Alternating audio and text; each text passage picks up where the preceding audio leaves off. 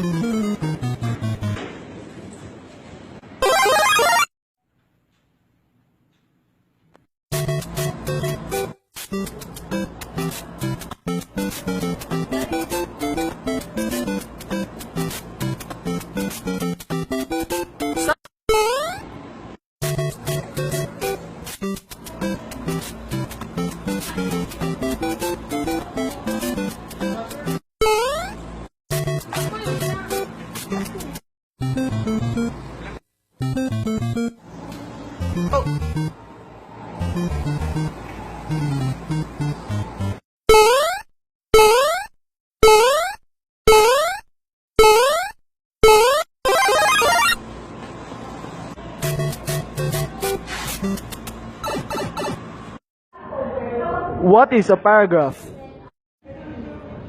A piece of writing usually deals with one subject that begins on a new line and that is made up of one or more sentences. Or simply, a paragraph is a group of interrelated sentences which focus on developing a single idea or a main topic. Paragraph development. Develop paragraphs in a variety of patterns that reflect your thinking about the material. These patterns of paragraph development usually emerge in a process of revision. More than one pattern of development may be used in a series of paragraphs. Here are some of the important modes of paragraph development. Analogy, analysis, process, comparison and contrast, cause and effect, description, exemplification, narration, classification and division, enumeration, and definition.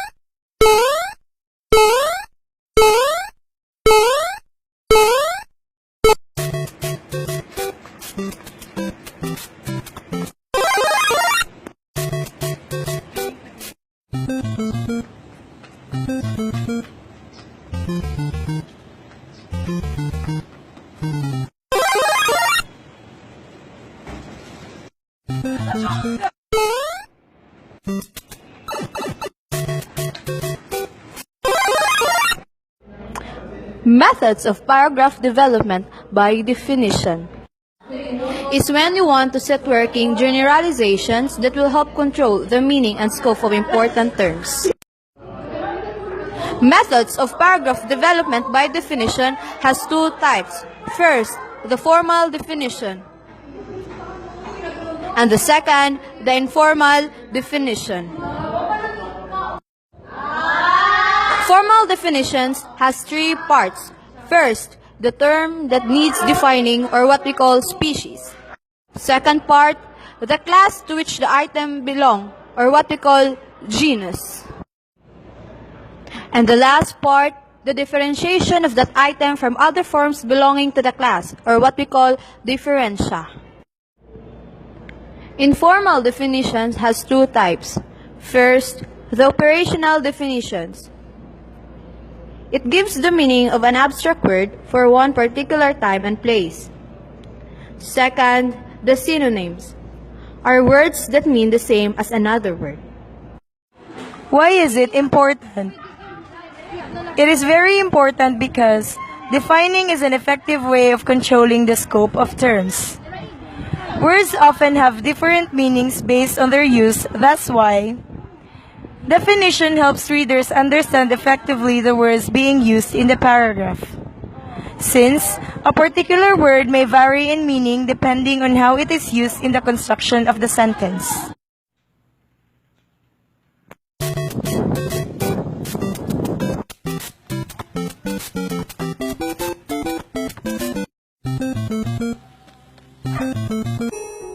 I'm the one who abducted your princess. You cannot save her. Ha ha ha ha ha.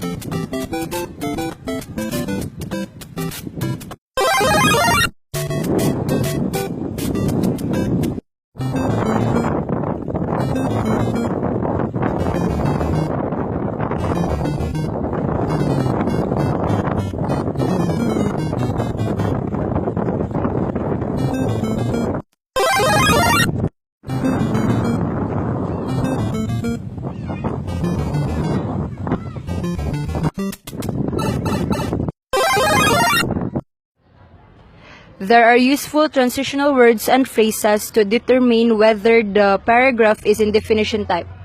In the foreground, in the middle distance, in the background, in the far distance, next to, near, up, down, between, above, below, on top of, beneath, left, right, center, front, back, middle, in the interior, on the exterior, on the inside, on the outside, surrounding, for example, for instance, an illustration of this, another example. These are the examples of signal words. For beginning an explanation, these are the signal words to be used. For continuing an explanation, below are the signal words to be used. And for ending an explanation, these are the words to be used. Operational definitions. Give the meaning of an abstract word for one particular time and place. Example, in a certain culture, love is the feeling of someone when he or she likes and does nice things for you and with you. Whereas, in other culture, love means readiness to sacrifice everything for those being loved.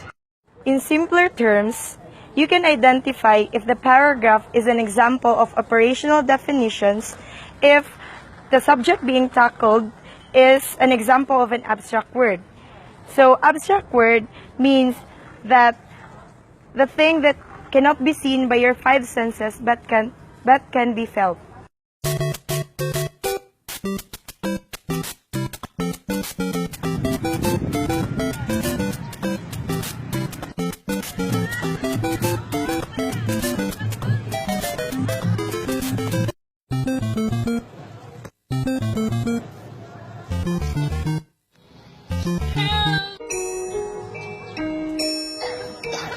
You never saved your princess.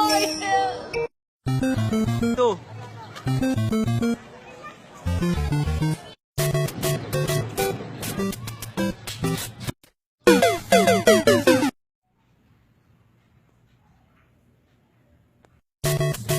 Four.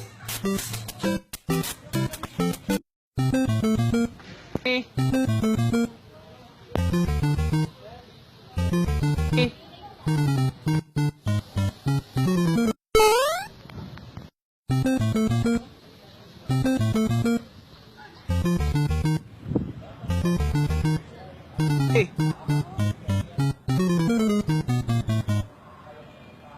Hey.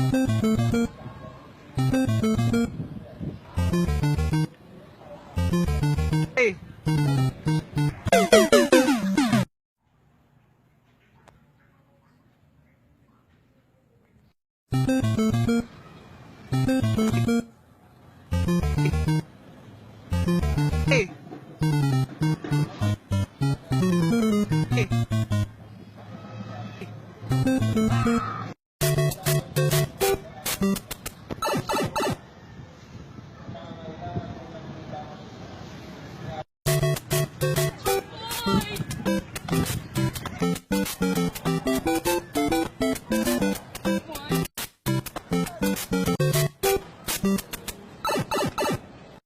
Another example of paragraph development under informal definition are synonyms. Synonyms are words that mean the same as another word. It can only be effective when it's better known than the term being defined.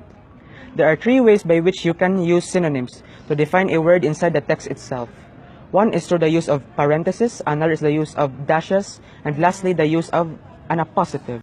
Example: Mount Oberlin and many other pyramidal peaks Matterhorns owe their distinctive form to the erosive action of glaciers on the two or more sides of the peak. Parenthesis is the usage of close or open parentheses. Example: most of the rock consists of calcium carbonate, limestone. And lastly, appositives. The Ateline Formation was deposited in a shallow, warm sea, an environmental indicated by the presence of fossil algae called stromatolites. Example for formal definition category. Education is a process of facilitating learning or the acquisition of knowledge, skills, values, beliefs, and habits. Educational method includes storytelling, discussion, teaching, training, and directed research. So, this serves as the species because it serves as the words that needs defining. And the rest here serves as the genus because it is the definition of the species that we are defining right now. And this part, all part here serves as the differential because it broadens the knowledge of the reader about how is really education being applied in our generation today.